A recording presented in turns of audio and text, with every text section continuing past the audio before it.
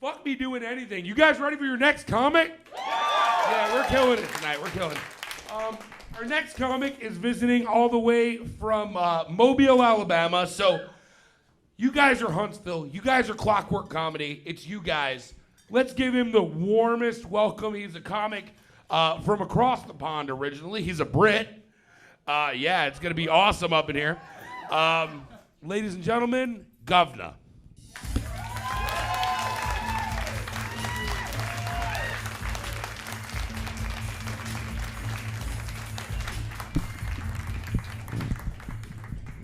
Thank you, thank you.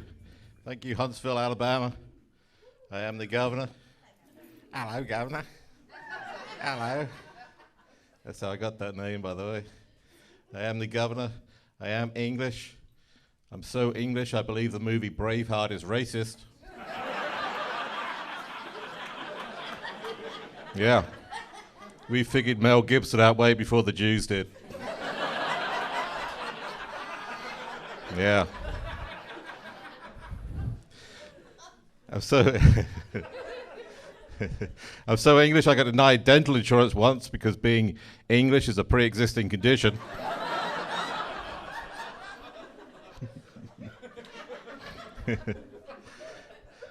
I'm so English, I call soccer football and baseball boring. I'm so English. People assume I'm a big Doctor Who fan. I actually am a big Doctor Who fan, but don't just assume that because of who I am. All right?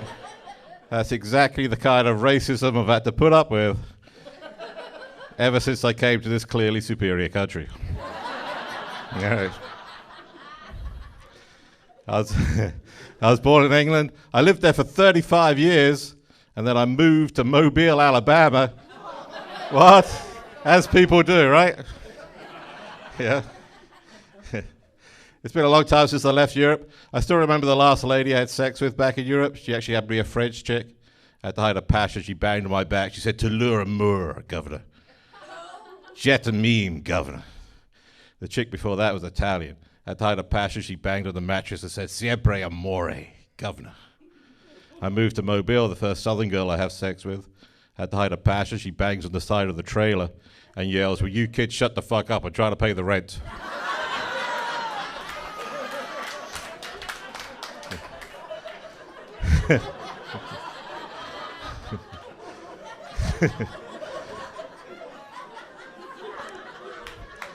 It's a slightly different culture. That joke had English, French, Italian, redneck, four different languages. Every guy in this knows some French or Italian. Sophisticated bitches love that shit. Whisper that in their ear at the right time during the date, they melt in your arms. It's like a date rape drug, except it doesn't leave any residual in the bloodstream. I like to see those bastards on CSI figure that one out. So being English in Alabama, I get asked a lot of questions. The number one question is, why? And when I hear that, it tells me two things about you. One, you don't know how good you've got it over here. And two, you have a vastly exaggerated view of what it's like over there. I hate to break this to you, but Downton Abbey is a lie. It's not like that. It never was like that. Downton Abbey describes life in England about as accurately as Lord of the Rings describes life in New Zealand. All right? Just because it was shot there, people, doesn't mean it's documentary footage, okay? I get a lot of questions about the royal family for some reason. I don't know why that is. Didn't you guys fight a war to get away from those people? I don't know. I don't know why some of you are still obsessed with them. Don't you have enough dysfunctional celebrity families of your own to obsess over? Aren't the Kardashians enough for you people, really? You have to import crap from across the seas. I got cornered by a little old lady the other day. She was well into the royal family. She kept asking me all these questions. She was like, "Governor, when the Queen dies and Charles becomes king, is Camilla going to be your new queen?" I was like, "No, she'll just keep the title she has now. Best in show." What's that? Too mean?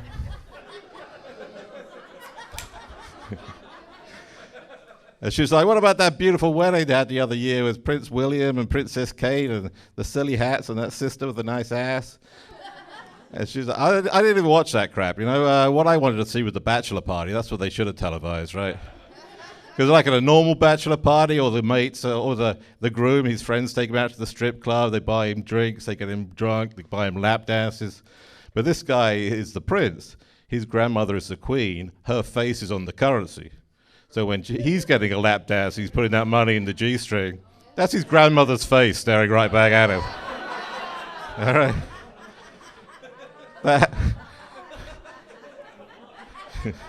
That has to be a boner killer, am I right? Yeah? So my advice to the prince is to fold those notes over. And my advice to the princess is to remember your seatbelt, all right? What? What? What? That's good advice for anybody, people. Just wear your seatbelts.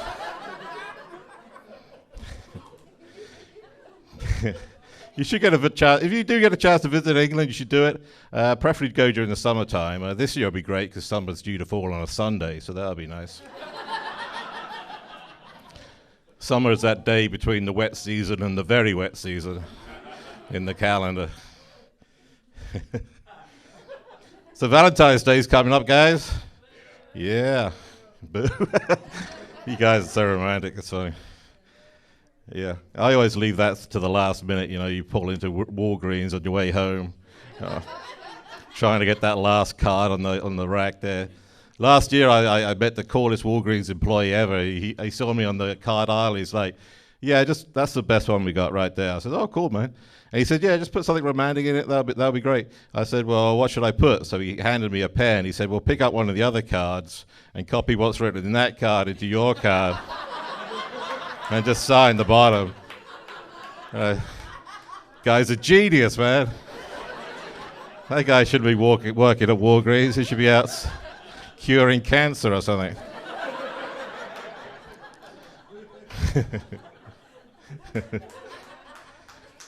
This morning I found myself in a Walmart bigger than the village I grew up in. And I was standing in line behind several women bigger than all the villagers in the village in which I grew up in. And I eventually got to the top, and I was paying for my stuff, and it said, I slid my credit card through the little slot there, and it said card invalid. So I turned to the guy in the wheelchair behind me, and I asked to see his ID. How do you like that one?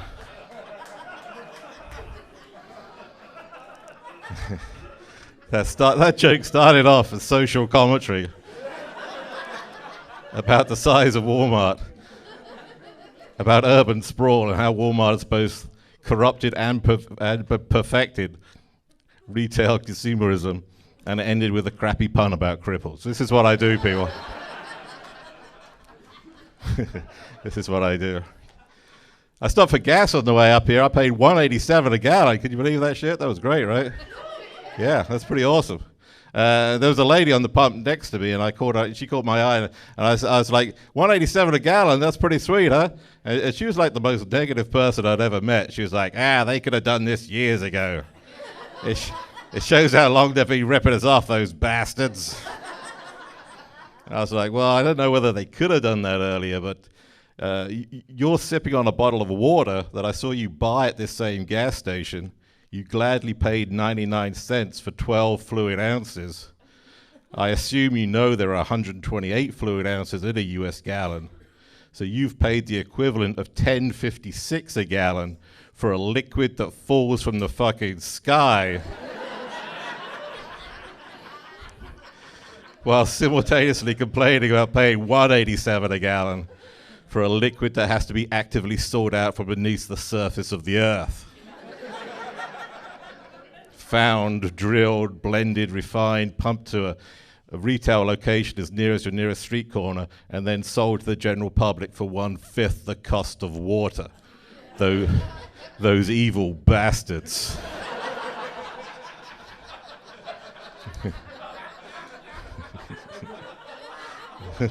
Yeah. Ate at Hardee's on the way up here. You guys like Hardee's? I love Hardee's. The thing I like most about Hardee's, they just don't give a shit anymore, you know what I'm saying? That should be Hardee's slogan. Fuck you, we're Hardee's. Yeah? All the other places pretend to be healthy. You know, McDonald's is like, if you don't want a burger, have a salad. Hardee's is like, fuck that. Have a mile-high bacon monster thick burger with a side of lard. Why? Because fuck you, we're Hardee's. McDonald's is like, if you don't want fries with your Happy Meals, have slices of apples. Try asking for slices of apples at Hardee's. A live bear comes out from behind the counter and wrestles you to the ground. Why do they have a live bear in a public restaurant? Because fuck you, we're Hardee's. Yeah. Have you seen the TV commercials of that place? McDonald's has like a clown and children playing. Hardee's has that chick in the lingerie. She's deep-throating a burger the size of her head. All the juices are running down her face like she's been freshly bukkakied.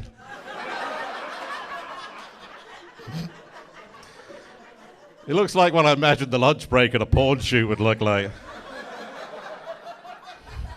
Except she's doing a burger instead of cocaine, but apart from that.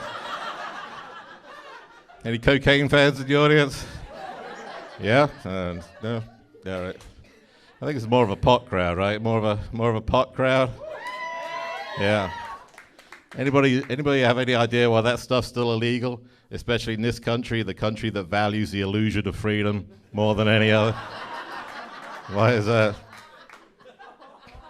It's slowly getting passed, though. Medical marijuana is getting passed in different places around the country. It's taking its time because you're emphasizing the medical part of the drug, which means you're up against big pharma. They're spending money to slow the process down. Maybe what you should do is emphasize the mind-expanding spiritual side of the drug, and then the main lobbying group in the area would be for you instead of against you. You know, a lobbying group so powerful that they've been bending the laws of countries around the world for centuries to hide both their crimes and their profits. And I am, of course, talking about the Catholic Church. These people are so powerful, they got their entire franchise exempt from the tax code. They could get out of the drug war if they wanted to. It's a win-win situation, right? They're looking for ways to fill the pews. You're looking for ways to smoke pot legally. Forget medical marijuana, pass spiritual marijuana, make it legal to smoke pot in church. It's a win-win situation. Most of the stuff they talk about in there is going to make a lot more sense after you've passed around the holy hookah. All right? They're going to get a lot more converts, you know? Once the paranoia kicks in, you'll probably believe there's an invisible man making judgments on you from the sky. The place is already full of little old ladies praying for a cure for their rheumatism and their arthritis. Right? Suck on the bong of Jesus. It's a win-win situation. The priest will be the new pharmacist. You'll probably be addicted to, he'll be craving Funyuns and Doritos instead of choir boys. It's a win-win situation. He'll be calling for Papa John's to be delivered to his chamber, not your cute little nephew, John. It's a win-win situation. What about meth? Any meth users in the audience? Anybody know why that stuff's still so popular in this country? Because apparently you have to cook the shit yourself. That just seems un-American. Yeah. This is the country that invented the chain restaurant. You're too lazy to cook your own food. Then you invented the fast food restaurant. You were too impatient to wait for some other motherfucker to cook the food for you. Then you added the drive-through because you were too lazy to get out of the car to pick up the food. There's some other motherfucker to cook for you. And then you added home delivery because you're too lazy to get into the car to drive to the place to pick up the food. And now you finally rediscovered home cooking, and what have you got? Meth labs. And can we stop calling them meth labs, like these are scientists in a laboratory? These are crackers in the trailer. That's who makes that shit, all right?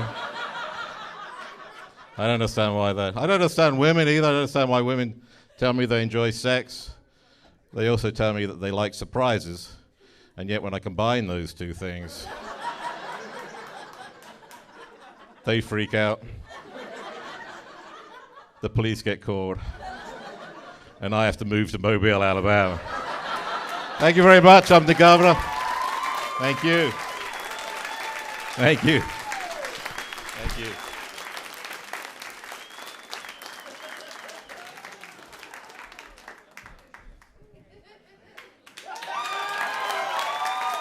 Keep it going for Gov Na, everybody. My God.